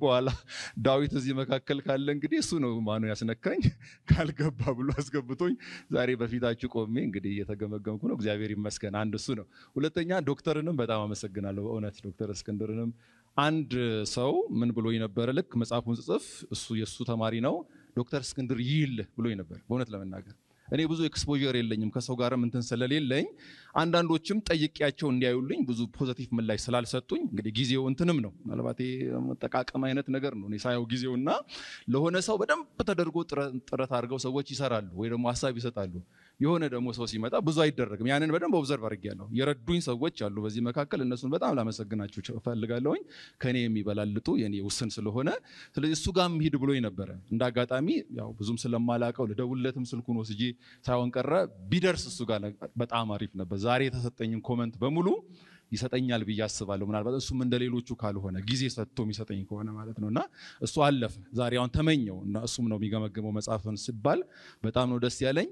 ወደ ምላሹ ስመጣ እኔ በጣም በትልቅ አክብሮት ዶክተር የሰጠኝን ምንድነው ኮሜንት አስተያየት በሙሉ ምንም አሁን አስተያየት እንትን አይሰጥበትም በቃ እውነት ነው እንትን ውስንነት አለው ይሄው በሱ ደግሞ እይታ ያው በሱ እይታ የተሰጠኝን በሙሉ መቀበል ነው ማሻሻል ነው ከቻልኩኝ የመጀመሪያ እትም ነው ገና ያሳተምኩኝ ሁለተኛ እትም ላይ እንግዲህ ጊዜ ካገኘውና ከቻልኩኝ ለማሻሻል ሞክራለሁ አላቀ ምናልባት ያሁኑ ደግሞ የተሰጠኝ ግምገማ ሌላ ምሰራው ስራ ካለ ለዛ እድል ይሰጠኛል ብዬ አስባለሁና 100% ተቀብያለሁ ምንም ዲፌንስ ማድረገው መከላከለው ነገር የለም በጣም ስለማከብረው 100% ተቀብያለሁ ለማሻሻል ነው መሞከረው አሁን ምክንያቱም እኔ ገና ታናሽ ልጅ ጻፊ ስለሆንኩ ማለት ነው በምን አቅሜ ነው እንዲህ ነው ብዬ መከራከረው ስለዚህ ሙሉ በሙሉ በእውነት ተቀበላለሁ አንዳንድ የሳትኳቸው ምናልባት ያነሳቸው ነገሮች ላይ አንዳንዱን እንግዲህ ነካ የሚያረኳቸው እንግዲህ እንትና ያነሳም ነው በተለይ እውነት ነው ምዕራፍ 5 የመጨረሻው ምዕራፍ ወሳኝ ፓርት እንደሆነ እኔም አምኛለሁ እንደውም ቆረጥኩት በኋላ እንደው ባልቆርጠው ብዙ ቆርጬ ወጣው ብዙ ቆረጥኩኝ አፕሊኬሽን ላይ ብዙ ሰርቼ አንደኛ ቮሊዩሙንም ማየው የማሳተም ያቅም ውስንነት አለ እንግዲህ መቆረጥ አልነበረበትም በኋላ ላይ የተወሰነ ምናልባትም እንደው ካልተጋነነ ቢቀራውም ገና የሱን ያህል እንትን ቆርጫለሁ እሱም ስቲል ይቀራል ምክንያቱም በዶክተር አባባል ከዚህ በላይ ምናልባትም በብዙ እንትኖች መጻፍ አለበት ምክንያቱም ወቅት ኦሪጂናሉ እሱ ላይ ስለሆነ ክፍተቱም እሱ ላይ ስለሆነ የተባለው በእውነት እሱ ጋር ሳስቼን ያረኩት ግን ደግሞ የሚነሱ ዋና ነገሮች የሚባሉትን አንስቻለሁ ዞሮ በቂ አይደለም የሚለውን እሱን በእውነት በጣም እወስደዋለሁኝ ሌሎች የሰጠኝ ሐሳቦች ምናልባት ከድግግሞሽ ያለውንም ምንም ያለውን እንግዲህ ሲጻፍ እንደሱ አይነት ነገር ሊፈጠር ይችላል የሽፋን ስዕል የተባለውን እሱን በመለስ ጥሩ ነው የሽፋን ስዕል ሐሳቤን ለአንድ ሰዓሊ ነው የነገርኩት። ምናልባት ይሄ እንደዚህ በዲጂታል ሳይሆን እንትን በሚል ለሱ ነገርኩት። በኋላ አንድ ነገር አለኝ። ልክ ጸልይ እኔ በቃ ይሄኛውን ሐሳብ ብታደርገው አለኝና ውስጥ ምናልባት ምን አካትቻለሁ ያካተትኩት ውስጥ የመንፈስ ፍሬንም ጉዳይ ትንሽ ዳሰስ አድርጌያለሁ። የመንፈስ ቅዱስ ስጦታዎችና የመንፈስንም ፍሬ ውስጡ አንስቻለሁኝ። እንደውም የመንፈስ ምናልባት እሱን ለማሳየት ይሄ ባላንሱን እንግዲህ ብሉኬትና የሆነ ፍሬዎች ምናምን ያሉበትን ያ ወንድም ያለኝ ሰዓሊ ነው። በቃ ይሄ ባላንስ መሆን አለበት። የጸጋ ስጦታዎችና የመንፈስ ቅዱስ ፍሬ እንግዲህ የጸጋ ስጦታዎች ተግባራዊ ሲደረጉ በመንፈስ ፍሬ በታጀበ መንገድ ነው ተግባራዊ መደረግ ያለባቸው የሚል ሐሳብ መጥቶልኝ ነው። በቃ እኔ ነኝ ይመጣልኝ ያለኝ ያ ወንድም። ስለዚህ ስራልኝ ብየዋለሁ። እንዳልኳችሁ ብዙ ኤክስፖዠር የለኝም፣ አቀው ሰው የለም። የሱን እንዳለን የወሰድኩት እኔንም አሳመነኝ። እንግዲህ ስዕል እንግዲህ እንደ ተርጓሚ ይመስለኛል እንደ ሰዓሊውም ነውና ያንን ወሰድኩኝ። ምናልባት ሊሚቴሽን ሊኖረው ይችላል፣ ግን ምንድነው ሐሳቡ ባላንስ መሆን አለበት። ጊፍት ኦፍ ዘ ስፒሪትን ስንጠቀም በቤተ ክርስቲያን ውስጥ አት ዘ ሴም ታይም የመንፈስ ፍሬም አብሮ ሁለቱም አብረው መሆን አለ፣ ባላንሱን መጠበቅ አለበት የሚልም እሳቤ ነው። በኋላ እንደውም ይሄን ዳሳል አለኝ እሱ። አዎ ዳስሻለሁ፣ ስለ መንፈስ ፍሬ አንስቻለሁ እና እዛ ጋር የተናገርኩና የመንፈስ ፍሬና የጸጋ ስጦታዎችን እያነጻጸርኩም ለመጻፍ በውስጡ ሞክሬያለሁ። እንደውም አንዱ አርጊውመንት ምናልባት ዶክተር ያላነሳው የጸጋ ስጦታዎች የመንፈሳዊ እድገት መለኪያዎች ሊሆኑ አይችሉም የሚል ኃይለኛ አርጉመንትም አለኝ። እኔ መለኪያ አይሆኑም። አንድ ሰው በጸጋ ስጦታ ስላገለገለ ብቻ በመንፈሳዊ ህይወቱ ማቹርድ ነው አድጓል ማለት አይቻልም የሚል ስትሮንግ የሆነ አቋም አለ። ከዛ በኋላ ስለ መንፈስ ፍሬም ደግሞ የጠቀስኳቸው ነገሮች አሉና ከሱ አንፃር ነው ምናልባት ከቨር ፔጁን በተመለከተ በሊትሬቸር ሪቪው ለምን ተጀመረ እንግዲህ እኔ በቃ መስሎኝ ጀምሬያለሁ። ምናልባት ልክ ላይሆን ይችላል በስነ ጽሁፍ እንትን አባባል አጻጻፍ በቃ መስሎኝ ነው ጀምሬ። ያማከሩኝ ሰዎች ፖዚቲቭ ነገሩን ነግረውኛል። ምናልባት በወቅቱ ያማከሩኝ አሉ ፖዚቲቭ በዚህ ቢጀመርም ብለውኛል። ምናልባት እንዲሁ ደግሞ ከእንትንም ስለተመለሰ ምናልባት እንግዲህ ስተት ከሆነ ስተት የተፈጠረው ሪሰርቹን ስለሆነ ወደ እንትን የመለስኩት ምናልባት ይሄ የጥናታዊ ጽሁፉን ስለሆነ ወደ መጻፍ ያመጣሁት ጨማምሬበት ምናልባት ስላመጣው እሱም ሊሆን ይችላል። ምናልባት ለኔ አሁን እንደ ትልቅ እንትን ነው በቃ በጎ ነገር አድርጌ ነው ያንን የተጠቀምኩትና እሱም እንግዲህ እንትን ካለበት ምናልባት በቀጣይ ጽሁፎች ማስተካከላቸው ይሆናል። ኤክሰጀሲስም ተነሷል። እውነት ነው። ምናልባት ትልቅ ትምህርት ተምሬያለሁ። እውነት ነው። ኤክሰጀት አደርጋለሁ። ኤክሰጀሲስ እንሰራለን እንደ ተማሪ እንደ መጽሐፍ ቅዱስ ተማሪ። እዚህ ጋር ምናልባት ዲቴል አልሄድኩም። ትንሽ እንትኑም ያዝ እያደረገኝ ነው። ምንድነው የመጽሐፉ ሳይዙም ምናምኑም ያዝ እያደረገኝ እሱም ይመስለኛል። ምናልባት እሱ መስተካከል ያለበት ነገር ነው። እንግዲህ በዶክተር እይታ መስተካከል ካለበት እነሱ በደንብ ስለሚያውቁ መስተካከል አለበት ብዬ አስባለሁ። ውስንነት ካለው ግን ሞክሬያለሁ። የጻፊውን ኢንቴንሽን ለመግለጥ ክፍሉ ምን እንደሚል ለማብራራት ሙከራ አድርጌያለሁ። እውነት ነው። የሰዎችን ሐሳብ አንዳንድ እንትን እያረኩኝ በዛች ክፍል ላይ የሚሉትን ነገር ለማፋጨት ሙከራ አድርጌያለሁ። ምናልባት እሱ ልክ ካልሆነ እንግዲህ ወደፊት የሚስተካከል ይሆናል። የዳግም ልደት ጉዳይ በአዲስ ኪዳን የሚለው ሐሳብ አይ ቲንክ ተናግሬያለሁ። ዶክተር አለበት እንግዲህ ምናልባት ግልጽ ካልሆነ አላቅም አለበት ተርሙ ነው። ዳግም ልደት የሚለው ተርሚኖሎጂው የተጀመረው ወይም በግልጽ የታየው ብያለሁ። እንግዲህ ልክ ከሆንኩኝ ጌታ ኢየሱስ ክርስቶስ ከዛ ከኒቆዲሞስ ጋር በነበረው እንትን ያንን ሲናገር ነው እንጂ በብሉይ ኪዳን ኮንሰፕቱ አለ የሚል ሐሳብ አለ። ምናልባት አላቅም እንግዲህ አሁን ሲረዝም እንትን ብዬ ካልሆነ አላቅም። እንደሱ አይነት ነገር ውስጥ ያለ በብሉይ ኪዳንም ይሄ ኮንሰፕት እንዳለ ያነሳው ይመስለኛል። ሌላው ምናልባት እንግዲህ ድግግሞሹን ልለፈው ምዕራፍ 5ን በደንብ ይዳብር የሚለውን ልለፈው። የነቢያትና የሐዋርያትነትን ጉዳይ በጣም በስፋት ካነሳውበት ነገር ቦታውን ምናልባት ስቼ ሊሆን ይችላል። ቦታውን እንዳለኝ ዶክተር እዛ መጨረሻ ላይ አፕሊኬሽን ላይ ባረገው ጥሩ ሊሆን ይችላል። ግን እሹ በተነሳበት ቦታ በጣም በጠንካራ በኔ ምልከታ ጠንካራ በሆነ መንገድ ተከራክሬያለሁ። ምናልባት የኔ ምልከታ ዛሬም አሉ ሚል ነው። ሐዋርያት ዛሬም አሉ፣ ነቢያትም ዛሬም አሉ ሚል አቋም አለኝ እኔ። ምናልባት የሹመት ጉዳይ ይነሳል። መሾም አለባቸው የለባቸው የሚል ክርክር አለ። እኔ ደግሞ በደንብ ፍሬምወርክ ተበጅቶለት የሐዋርያነት መስፈርቱ ምን እንደሆነ በደንብ ግልጽ ተደርጎ ሹመትም ካስፈለገ መሾም አለባቸው የሚል አርጉመንት አለኝ። ግን ይሄ ሲባል ሐዋርያነት ስልጣን እንዳይደለ መግዛት እንዳይደለ በደንብ አድርጌ አሁን ያለውንም ነገር እየዳሰስኩኝ በጣም በጥልቀት እንደውም ሰፊ ሽፋን ሰጥቼ ያነሳሁት ከወቅቱ ሙቭመንት አንፃር አሁን አንዱ ሙቭመንትም እንደሆነ ይታሰባል። ሐዋርያነትና ነብይነት የጸጋ ስጦታ መሆኑ ቀርቶ እንደ ሙቭመንትም ነው የሚታየው ከስልጣን ጋር ተያይዞና እሱን ሁሉ በደንብ አንስቻለሁ። ሜቢ ቦታው ላይ ዶክተር ስላላገኘው ሊሆን ይችላል እንጂ በቦታው ላይ ግን ባነሳውበት ቦታ ምናልባት ጠለቅ አድርጌ የተናገርኩ ይመስለኛል። መስፈርት ሁሉ ይሄ ቢሆን ብዬ ምልክታቸውንም ጭምር አቋም ይዤ የተናገርኩበት እንዳለ እንዲሁ ቢታሰብ ጥሩ ነው። እንግዲህ በአጠቃላይ ግን ዶክተር ያለኝን 100% ተቀብዬ በሚቀጥለው ስራዬ ለማስተካከል ጥረት አደርጋለሁ ባይነኝ እኔ ታናሽ ወንድማችሁ እንደሱ ነው ማስበው። ሌላ ወንድሜ እዚህ ጋር ቆሞ የጠየቀው አለ። በእውነት ጌታ ይባርክ። አፕሪሺየት ስላደረከኝ በጣም አመሰግናለሁ። ዶክተርም በዚህ አጋጣሚ አፕሪሺየት ስላደረከኝ በጣም አመሰግናለሁ። ምናልባት ይሄ አልመጣልኝም አሁን እውነት ነው። ዓላማዎችን ስዘረዝር 6 ዓላማዎችን ጠቅሻለሁ። መንፈስ ራሱን ሊገልጥ ነው የሚለው በቃ አንድ ግባት ልውሰደው አልመጣልኝም። እኔ እንደሱ መንፈስ ቅዱስ እንደሱ ስላልመጣልኝ ነው። ምናልባት ጥሩ ግባት ሊሆን ይችላል ብዬ አስባለሁ። እኔ ግን በወቅቱ በደንብ የታዩኝ እዛ ጋር የዘረዘርኳቸው 6 ነገሮች ናቸው። 6 ነገር ዘርዝር ያለው ከዓላማ አንፃር ሲሰጡም የጸጋ ስጦታዎች ለዓላማ በዓላማ ነው የተሰጡት። ሰዎች ራሳቸውን ሊያሳዩበት ለራሳቸው ጥቅም ሊያውሏቸው አይደለም። ግብ አላቸው፣ ዓላማ አላቸው። ለቤተክርስቲያን እድገት ነው ብዬ እዛ ጋር የዘረዘርኳቸው 6 ነገሮች አሉ። ሌላው ይሄ በአማኞች ውስጥ ያድራል በብሉይ ኪዳን አያድርም የሚለው አይ ቲንክ እዛ ጋርም ትንሽ ዘርዘር አድርጌያለሁ። ያቺ ጥቅስ እውነት ናት፣ እሷን ነው የጠቀስኩት። ግን ደግሞ ከተግባራዊም ነገር አንፃር ነው ያነሳሁት። ምናልባት አይተህ ከሆነ በሰዎች ህይወት ከሚታየው ተግባራዊ ህይወት እውነት ለመናገር ከኛ እኮ የበለጠ ህይወት ነው የሚኖሩት አይደል? የኖሩት እነ ዳዊት ሌሎችም የእምነት አባቶቻችን ከኛ በሚበልጥ በተሻለ በብሉይ ኪዳን ኖረው በተሻለ እኮ ነገር ኖረዋል። ላይፋቸውን ስናይ ምሳሌነታቸውን ቅድስናቸውን ስናይና ያንን ተግባራዊም ላይፍ እንደ አርጊው አድርጌያለሁ። እንደ ምንድነው እንደ መከራከሪያ ነጥብ አድርጌያለሁ።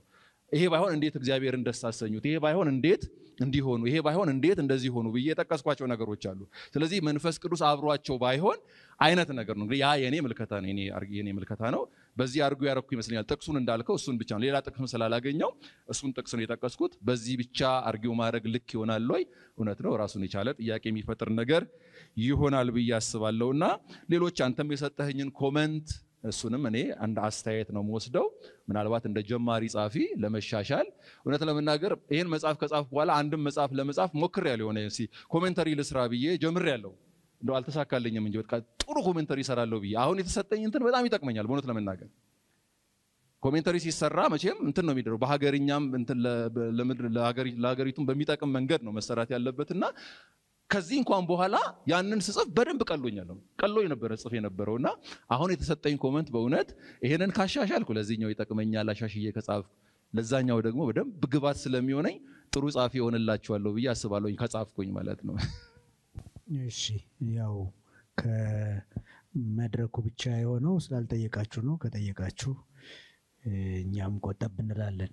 ለማንኛውም ያው አብርሽ ያቀረበው ሐሳብ ላይ ብዙም አልተለያየንም ማለቴ ነው።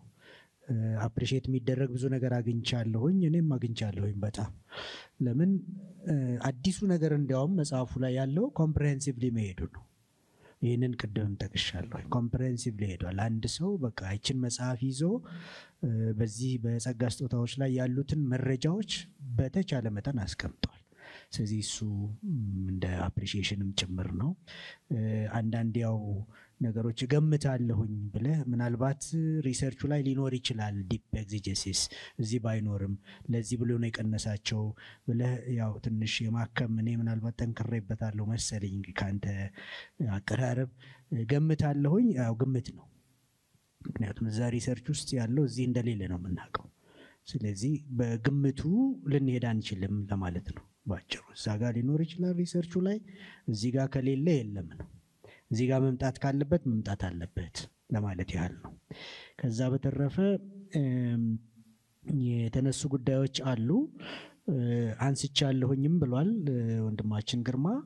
ልክ ነው፣ በበቂ አይደለም፣ በበቂ ሁኔታ መነሳት አለበት ለማለት ያህል ነው እንጂ መነሳቱን አይተናል። አንድ ሰው እችን መጽሐፍ ይዞ ብዙ ሊጠቀም እንደሚችል እኔም አምናለሁኝ። ያው የሽፋን ስዕሉ ላይ ያልገባኝ ነገር ነው፣ ትንሽ ማብራሪያ ቢኖረው ለማለት ያህል ነው። ማለት የሽፋን ዲዛይኑ ይሄ የተባለበት ምክንያት አሁን እንደተባለ የመንፈስ ፍሬ ልክ ነው፣ መጽሐፍ ውስጥ የመንፈስ ቅዱስ መንፈሳዊ ሰው ስጦታ የመንፈስ ፍሬ የሚሉ ነገሮች ተዳስሰዋል። ስለዚህ ያ ይገልጸዋል። በዚህ በኩል ያለው ብሎኬት ግን አይገልጸውም ማለት ነው። ወይም ምንድነው ብሎኬቱ አልገባኝም።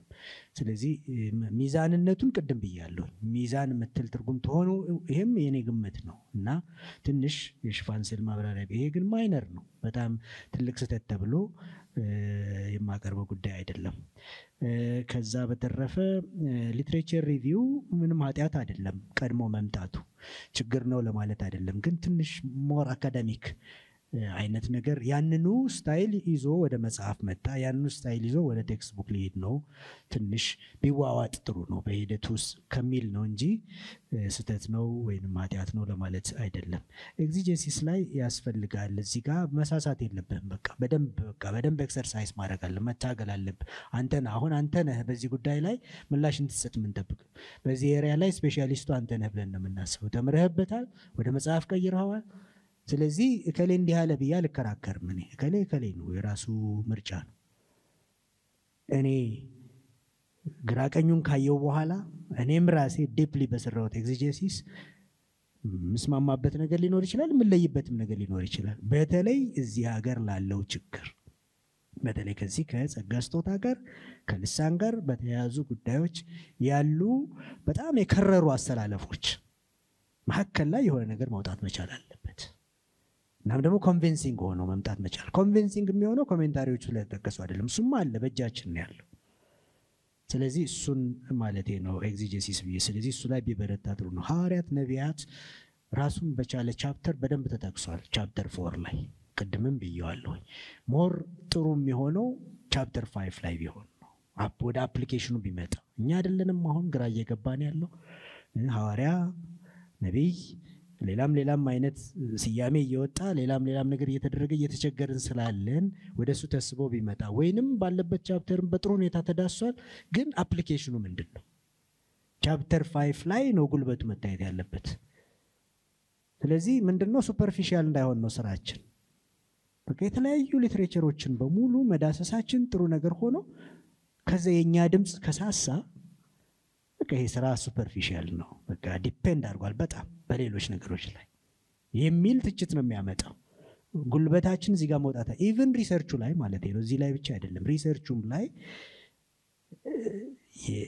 ከነዚህ ሁሉ ሂደቶች ውስጥ አዲስ ነገር እኛ ሀገር ላለው ግርግር መፍትሄ ሊሆን የሚችል ይዤ ወጥቻለሁ የሚለው ነገር ብቅ ማለት መቻላል።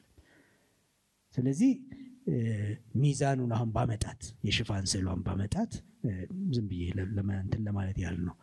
ብሎኬቱ ላይ ሊትሬቸር ሪቪውን ባስቀመጠው ቡኩን ማለት ነው። እሱ ላይ በጣም ብዙ ሪቪው ይኖርና ቻፕተር 5 ብቻ አንደኛው ሳይድ ብትሆን ምን ትሆናለች? ወደ ላይ ትንጠለጠላለች። አቅም የላትም። የኔ ስራ ያንሳል፣ የኔ ኮንትሪቢዩሽን ያንሳል። ሪሰርች ደግሞ የመጀመሪያው ጥያቄ ምንድነው? የመጀመሪያው ኦሪጂናል የብዙ መጽሐፍቶች እየታተሙ ነው ያሉት። በጣም ደስ ይለኛል። ህንጸትንም በጣም አመሰግናለሁ በዚህ መንገድም እንድናየው ያደረገን ስለሆነ። ስለዚህ ብዙ ሰዎች ለመጽሐፍም እየተበረታቱ ነው። የብዙ መጽሐፍቶች ግን ችግር እንደኔ ግምገማ ማለት እንደኔ ነው ያልኩት አሁን ኦሪጂናሊቲ ያንሳቸው። ኦሪጂናሊቲ በጣም ወሳኝ። እነዚያ የዳሰስናቸው መጽሐፍቶች ለጸሐፊዎቹ ኦሪጂናል ሊሆኑ ይችላሉ። ሰው መጽሐፍ የሚፈራው ብዙ ያወቀም ኦሪጂናል ነገር አግኝቻለሁ ወይ ያለን። ስለዚህ ኦሪጂናል ነገሩ ላይ እንበርታ። ቻፕተር 5 ይበርታ፣ በደንብ ጉልበት ይኖረው ምልበት ምክንያት እሱ ነው። ስለዚህ ለኦሪጂናሊቲው ነው ይሄን ኮሜንት የሰጠሁት ለማለት ነው። ታንኪዩ። እኔ በእውነት አልፈራውም። እንትኑን ስጽፍ ያው በገባኝ መጠን ነው የገባ። እንግዲህ ምናልባት አሁን ሳይ ብዙዎች ያነብባችኋል መሰለኝ። ይቅርታ በጣም ገዝታችሁ ያነብባችሁ ስላልመሰለኝ ነው። ብታነቡት ብዙ የፈራው አልመሰለኝም። እኔ በደንብ ቦልድሊ ነው የጻፍኩት። ግን ደግሞ የስነ ጽሁፍ እንደ ተማረም ሰው እንትን አለው ኤቲክስ ያለው ይመስለኛል። እኔ የሰዎችን ቪው መከበር አለበት ብዬ አምናለሁ። በጣም ድነታችንን እስካልነካ ድረስ የአንድ ሰው ቪው መከበር አለበት። ምናልባት እዛ ጋር አርጊው ሳረግ የትህትናን የሚገልጡ ቃላቶችን ወንድሜ እንዳለው ተጠቅመዋል። እኔ አሁን እንደው የጸጋ ስጦታ ተቋርጠዋል ብለው የሚሉ ምናልባት የተወሰኑትን አምነው የተወሰኑትን ደግሞ ተቋርጠዋል የሚሉትን እኔ እንትናቸውን አከብራለሁ፣ ሐሳባቸውን አከብራለሁ። በቃ ድነት አይነካም ይሄ ብዬ ነው ማስበው። እኔ በግሌ ሐሳባቸውን አከብራለሁ። እዛ ጋር ጠቅሻለሁ እንደሱም ብዬ ማለት ነው። ስለዚህ እነዛ እኮ ሰዎች ደግሞ ያደረጉት ኮንትሪቢዩሽን ቀላል አይደለም። አሁን እኔ ከመንፈስ ቅዱስ ስራ ጋር ተያይዞ በጣም ጥልቅ ነገር የጻፉ ናቸው። እንደዛ ምናልባት እንደዚህ ተቋርጠዋል የተወሰኑት ብለው የሚያምኑትና ሐሳብንም ከማክበር አንፃር ነው። አንድ ሁለተኛ ነው የእንትና ሐሳብ ልክ አይደለም ተብሎ የሚደምደም አይመስለኝም። በስነ ጽሁፍ ምናልባት በስነ ጽሁፍ ቋንቋ ነው መገለጥ ያለበት። የኔን እምነት ነው ሪፍሌክት ትንሽ ቅድም ዶክተር እንደው የኔን ቪው የኔን ድምጽ ለማሰማት ሙከራ አድርጌያለሁ በአርጊውመንቶች መካከል ማለት ነው። ስለዚህ ያን ሳደርግ በትህትና ነው። ምናልባት አሁን ባነሳው ጉዳይ ጥያቄም ባይሆን እውነት ለመናገር የጸጋ ስጦታዎችን ምናልባት የጸጋ ስጦታ ተብሎ ሲታሰብ በሰዎች አይምሮ የሚመጣው ምናልባት እነዚህ እንግዲህ ስፔሲፊክ ለማድረግ በአንደኛ ቆሮንቶስ ምዕራፍ 12 ላይ ያሉት እነዚህ ኃይል ታምራት ማድረግ ምናምን እነሱ ናቸው ትኩረት የሚደረግባቸው የጸጋ ስጦታዎች ሲባሉ። ሌሎቹ ማስተማርን፣ ሊደርሺፕን እነዚህ ሮሜ ላይ ተጠቀሱት፣ ኤፌሶን ላይ ተጠቀሱት ለነሱ ብዙ ቦታ አይሰጥም። ስለዚህ በሱ እኮ ቸርች እየተገለገለች ነው። ሁላችንም በሱ እየተገለገለ ነው። እንማራለን፣ እንደገና መሪዎች ይመራሉ፣ መዘምራን እንግዲህ የመዝሙር ነገር ቢያነጋግርም ይዘምራሉ፣ ሌሎች ነገሮች ይደረጋሉ እና ምናልባት እዛ ላይ ነው እንትን የሚባለው ችግርም እየተፈጠረ ያለው ከነዛ ስጦታዎች አንፃር ነው በአብዛኛው ማለት ነው። ምናልባት የሐሰት አስተማሪ ለይቶለት የሐሰት አስተማሪ ይሆናል። ስጦታዎችን በአግባብ ከመጠቀም አንፃር ችግር እየተፈጠረ ያለው እነዚህ የኃይል ስጦታዎች ምንላቸው አካባቢ ነው። እንደሱ ነው እና ያለው ምናልባት ከዚህ ተነስተን ምናልባት ያንን ነገር እንደማይሰሩ አድርጎ እነሱ ይህን ችግር ስለፈጠሩ ብቻ ያንን ቦልድ ያለ መናገር እንደው በሌላ ቋንቋ በሌላ አካሄድ የጸጋ ስጦታዎችን እንደማይሰሩ እያደረግን ነው ብሎ መደምደም ያስቸግር ይመስለኛል። እና በአንድም በሌላም ይነገራል እኮ ይወገዛሉ፣ ትምህርት ይሰጣል፣ ወይ ደግሞ ጽሁፍ ይጻፋል፣ በማህበራዊ ሚዲያም ጽሁፍ ይጻፋል፣ በሌሎችም ጽሁፍ ይጻፋል። አይ ቲንክ ይሰማሉ። ምናልባት የጥቅም ጉዳይ ስለሆነ ይመስለኛል ኢንቴንሽናሊም ነው ብዬ ነው ማስበው የጥቅም ጉዳይ ስለሆነና ስለዚህ ምናልባት ይሄ ሁኔታ ባለበት ውስጥ የኛን ድምጽ ማሰማት ልክ ያለው ነው ልክ አይደለም ብሎ ከአጠቃቀም አንፃር ድምጽን ኮንቲኒየስሊ ማሰማት ተገቢ ነው ብዬ ነው ማስበው። በቃ ምንም ይሁን ምንም ምናልባት በሌለ ነገር አይደለም እያልን ያለ ነው። ያ አንዱ በጣም እኮ አሁን አበርክቶት ላይ እኮ ስናገር እኔ ብዙ ዋጋ ይከፍበት ጄኒውንሊ በትህትና የሚያገለግሉ እኮ ሰዎች አሉ በተሰጣቸው ስጦታ እናንተ የምትመሰክሩላቸው በጣም የሐሰትን ነገር የሚያራምዱ በጣም ማይሆን ነገር የሚሰሩ እንዳሉ ሁሉ በጣም ደግሞ ጄኒውንሊ ጌታ የሚጠቀምባቸው በዛው ተመሳሳይ ጸጋ እግዚአብሔር የሚሰራባቸው ወንድሞች እህቶች አሉ በትህትና የሚያገለግሉ። ፕራክቲካሊም ተጠቅመን እናውቃለን።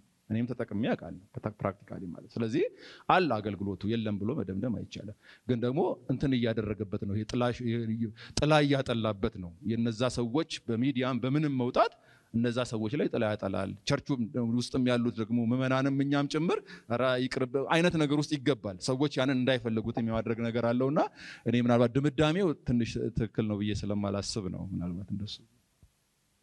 የዴቭን ሐሳብ ሼር ማድረገው እንዲሁ ለማጠናከር ወንጀል በመሆን ደረጃ ላይ አይደለም ወይ አንዳንዱ ከስተት ካለማወቅ ጋር ብቻ የተያዘ ነው። ኢንቴንሽናሊ የሚሰራ ወንጀል ስለሆነ እዛ ላይ ጨክንባቸው የሚለውንም እኔም ትንሽ ከሱ ጋራ ሆኜ ትንሽ እዛው መጽሐፍ ላይ ምዕራፍ 5 ላይ በተለይ ያው በተጠና መንገድ ማለት ነው ያው ደረጃውን በተጠበቀ መንገድ ምዕራፍ 5 ላይ ጎልብቶ ቢወጣ በቃ የሚሰሩ ብዙ ክፉ ነገሮችም ስላሉ የሰው ህይወትንም እስከ ማጥፋት ድረስ ያሉ ጉዳዮች ስላሉ ሲሪየስ ቢሆን ጥሩ ነው የሚለውን ለመጨመር ነው። ታንኪዩ።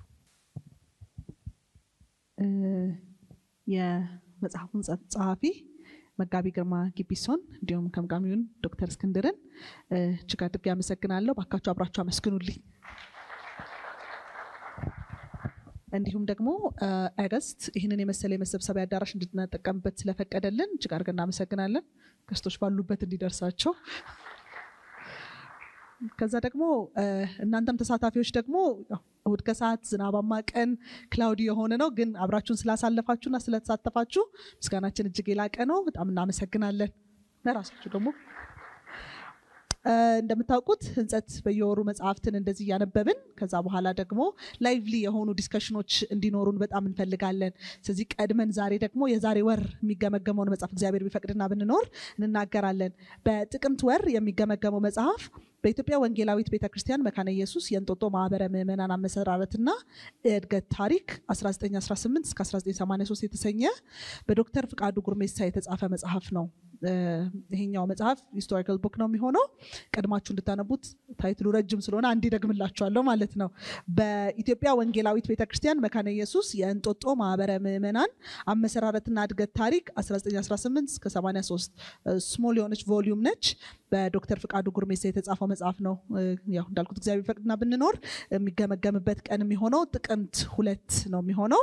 እንደገና ደግሞ ከዛም በኋላ ህዳር ወር ላይ ተፋልሶ ቁጥር 2 የሚለውን መጽሐፍ በመምህር ጌታቸው ተረፈ የተጻፈውን መጽሐፍ የምንገመግምበት ጊዜ ይሆናል። የዛኔ ደግሞ ህዳር ላይ ነው የሚሆነው። ነገር ግን ጥቅምት ላይ ጥቅምት 2 እዚሁ መገናኘት እንድንችል ከዛሬው ግብዣችንን ኤክስቴንድ እናደርጋለን ማለት ነው። እግዚአብሔር ባርካችሁ። ፕሮግራማችንን ጨርሰናል።